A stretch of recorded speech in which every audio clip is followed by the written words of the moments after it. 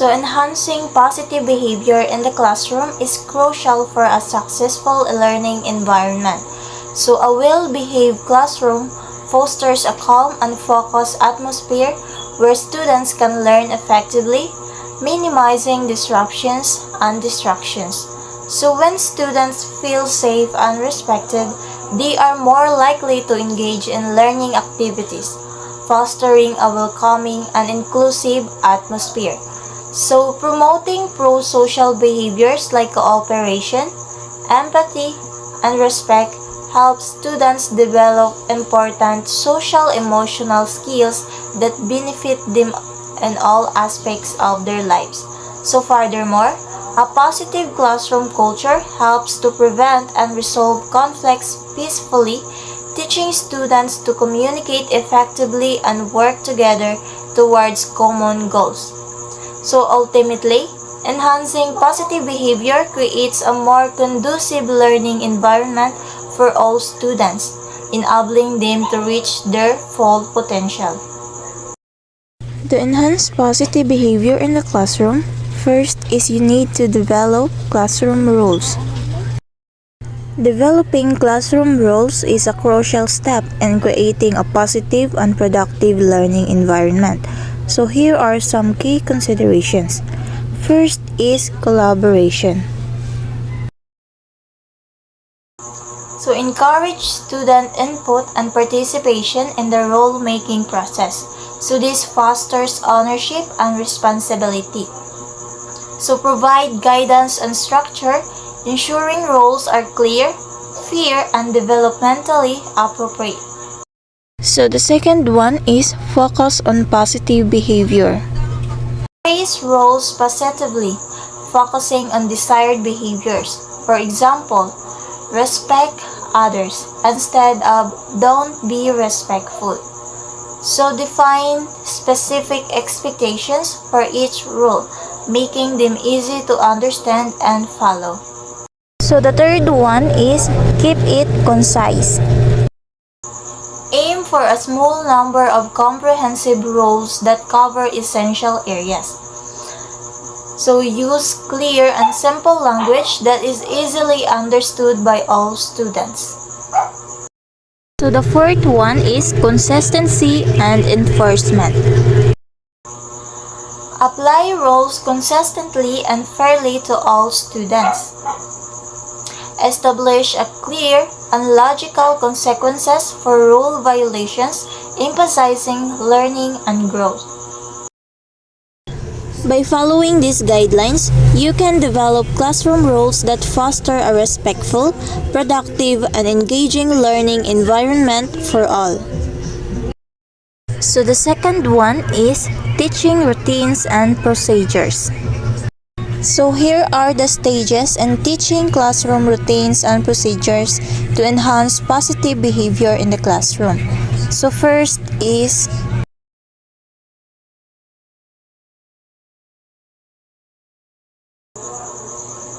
So, in this stage, it involves clearly communicating the routine's purpose and steps to students. So it involves using short, concise sentences and repeating key messages for better understanding. So this stage also involves utilizing visual aids such as charts or diagrams to enhance comprehension. So the second one is demonstrate and model. So after explaining the routines, this stage involves the teacher accurately showing the steps of the routine. It involves breaking down complex tasks into smaller, manageable parts. So this stage may involve students in modeling the steps either individually or as a group. So the use of visual aids and making adaptations to meet diverse student needs are also involved. Third one is rehearse or guided practice. After demonstrating and modeling the procedures, so in this stage, it involves students actively practicing the routine under the teacher's supervision. So it involves providing corrective feedback to correct errors and reinforce correct procedures. So this stage involves utilizing peer support where advanced students assess those who are struggling.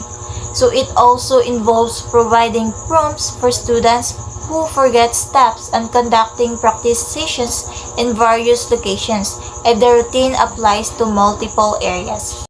Fourth one is perform independently. So after rehearsing the routines, so you need to teach them to perform it independently. So this stage involves students practicing the routine without direct teacher guidance. So it involves the teacher observing and providing feedback as needed.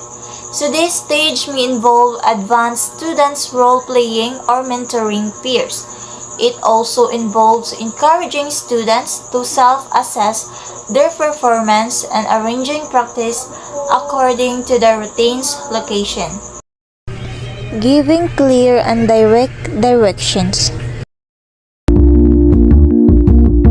Let me explain the rules or the kind of procedure for each team. And then you're going to have about 20 or 25 minutes to tackle this. Take a look up front at the center board. When students transition to group work, clear directions are key.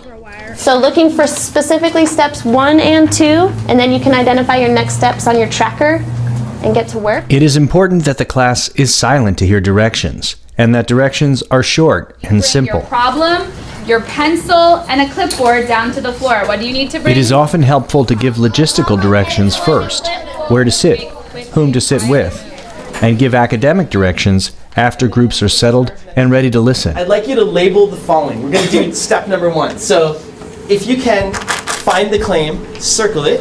It is helpful to make directions visible and to have students repeat the directions so that it's clear that all have heard them. What is the significance of this quote? Lisa, what are we going to do? Use the motifs. Yeah, use the motifs or the themes. 3 minutes, go.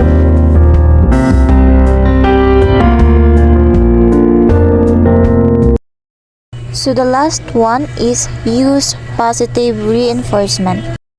Of positive reinforcement and its benefits. Positive reinforcement is a technique used to increase the likelihood of a behavior being repeated by presenting a desirable consequence following the behavior. In the classroom, this can include verbal praise, stickers, certificates, or reward systems.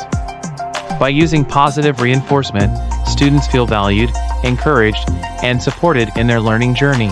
One of the key benefits of positive reinforcement is that it can promote intrinsic motivation.